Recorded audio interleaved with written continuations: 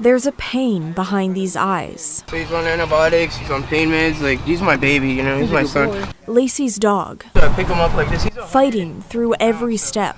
He was recently hit by a car. See that huge gash on his leg? That's actually better, it was double that size. The lady hit my dog, she slowed down and just gunned it. Ran right over him, and then she left after. Lacey just moved to this camp where it happened on Southeast Knapp Street between Mount Scott Boulevard and 105th Avenue. This row of RVs, a sign. It's been around for years. It was out of the way and just somewhere to go. Let's play Queens. Angie runs a nearby daycare. She's watched the camp grow.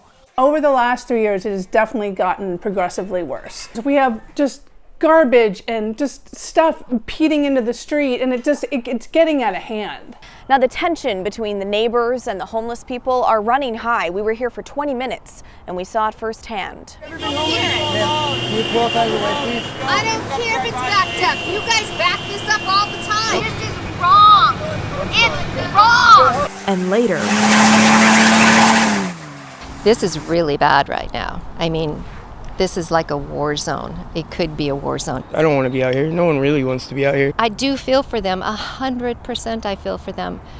But it's scary. Neighbors have called the city numerous times. I never get calls back. No one ever reaches out, and you feel really defeated. A spokesperson for the mayor's office told KGW the site has been posted for removal. They tag them, which they just did today, and then they come and clean them out. Well, 2 hours later, they're back. We just get the same old story. Nothing has changed in 3.5 years. I'm dealing with the same thing. The redundancy is taking its toll on everyone.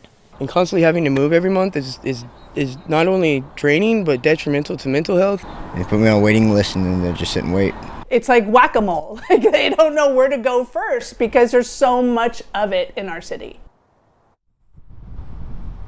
Now this is a complex problem playing out in neighborhoods across our city. And just to add some context, recent data shows in the last week of July, the city received more than 2,500 campsite reports. They removed about 150 of them. And out of all those campsites, 14 people stayed at least one night in a shelter.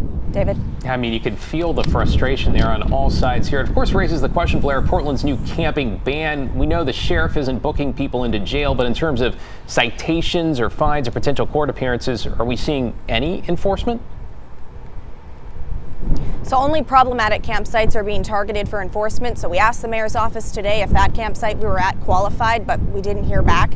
And let's remember, the enforcement of this camping ban all hinges on there being enough shelter space for people to go. David? Yeah, good reminder. Thanks, Blair. Appreciate your reporting.